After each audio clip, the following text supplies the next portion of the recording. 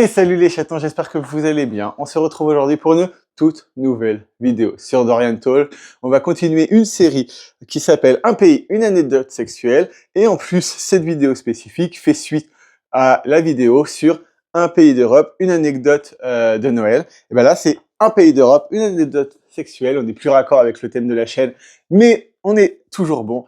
Et on est parti, on like, on commente et on s'abonne. Et on démarre en France avec le mot libertin vient du XVIe siècle. À l'époque, c'était littéralement une activité mondaine, le sexe, avant l'heure. On part en Italie. Les Italiens disent scappatella. Il y a des Italiens, ne jugez pas cet accent s'il vous plaît.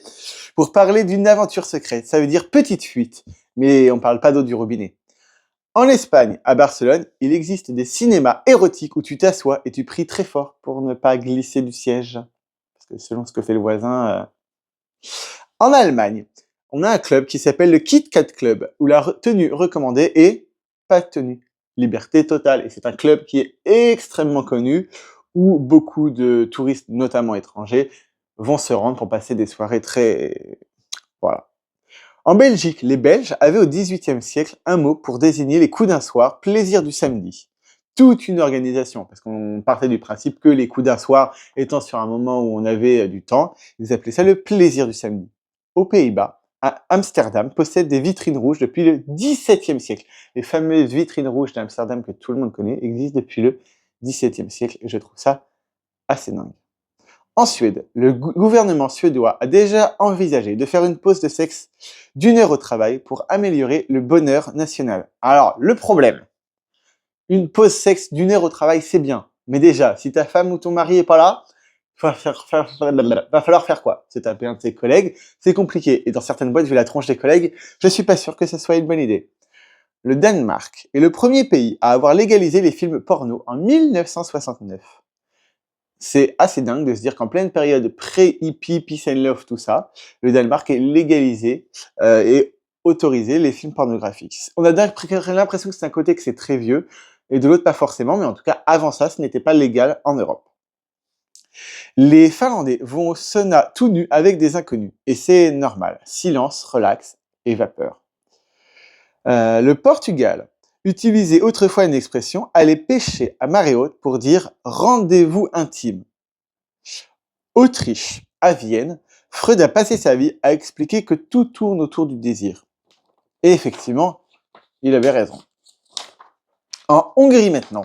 En Hongrie, les bains thermaux étaient historiquement des lieux de rencontre humides. Et il existe encore aujourd'hui, un petit peu partout en Europe, des saunas et des hammams exprès pour les rencontres charnelles. C'est la version la plus classe que j'avais. Et dites-moi si vous avez déjà fréquenté ce genre de lieu. En Pologne, le mot ancien, lubieni, signifiait qui aime le plaisir charnel. Littéralement un compliment à l'époque. En République tchèque, le pays a un des plus grands musées du sexe sur l'évolution des jouets intimes, l'histoire en profondeur. Ça doit être en vrai hyper intéressant. En Slovaquie, autrefois, dans certains villages, s'embrasser en public le dimanche était interdit. Mais dormir ensemble ne l'était pas. Logique totalement inversée. En Slovénie, les Slovènes ont une expression. Les abeilles travaillent aujourd'hui pour dire on s'occupe sous la couette. Je trouve ça très beau comme expression. En Croatie, sur l'île du Rab, la première plage naturiste d'Europe a été autorisée pour un roi britannique, royal, mais nu. C'est-à-dire que la première plage britannique d'Europe était en Croatie, sur la demande d'un roi anglais. Je trouve ça assez dingue. À Chypre est l'île d'Aphrodite, déesse de l'amour, dont on a déjà parlé sur cette chaîne là-bas, sur la chaîne YouTube, pardon. Et notamment, on le voit dans un extrait des 12 travaux d'Astérix, où ils mettent un pied sur une île, et c'est une très belle représentation de l'île d'Aphrodite, l'île de tous les plaisirs, mais aussi de tous les interdits qui ne le sont plus. À Malte, jusqu'en 2016, le sexe hors mariage était illégal.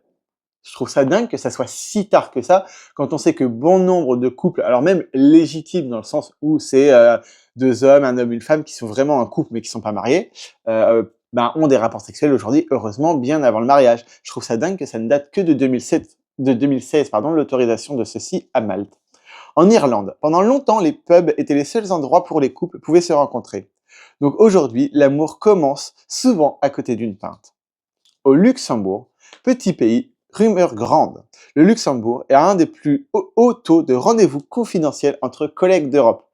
Ce qui n'est pas surprenant parce que dans l'image collective, le Luxembourg est un pays de travailleurs, de gens qui se travaillent dans des bureaux et tout ça, et du coup propice aux liaisons externes, quoi. En Lettonie a un festival païen où on chante, danse et disparaît deux par deux dans la forêt.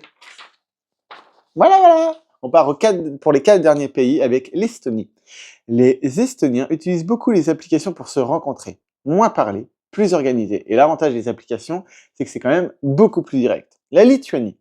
Dans les traditions anciennes, embrasser quelqu'un sous témoin donnait une énergie spéciale. Aujourd'hui, on appelle ça un pote gêné, quoi. Mais voilà, on pensait en Lituanie, que embrasser quelqu'un devant une tierce personne donnait une énergie spéciale à ce baiser. Je trouve ça très bizarre d'un côté, mais de l'autre, pourquoi pas. Roumanie. Les Roumains disent feu dans le sang pour décrire l'alliance intense. C'est poétique, c'est brûlant. Et on termine avec la Bulgarie. En Bulgarie, dire oui de la tête veut dire non. Et dire non veut dire oui. Imagine les débuts de soirée. C'est-à-dire que quand tu fais ça, tu dis non. Et quand tu dis ça, tu dis oui. C'est bon à savoir avant de partir en Bulgarie. Dites-moi quelle anecdote et quel pays vous a le plus surpris. Et je vous fais des bisous. Moi, je vous dis à bientôt pour une nouvelle vidéo. De toute façon, en ce moment, les vidéos, ça n'arrête pas sur la chaîne. Et je vous dis salut!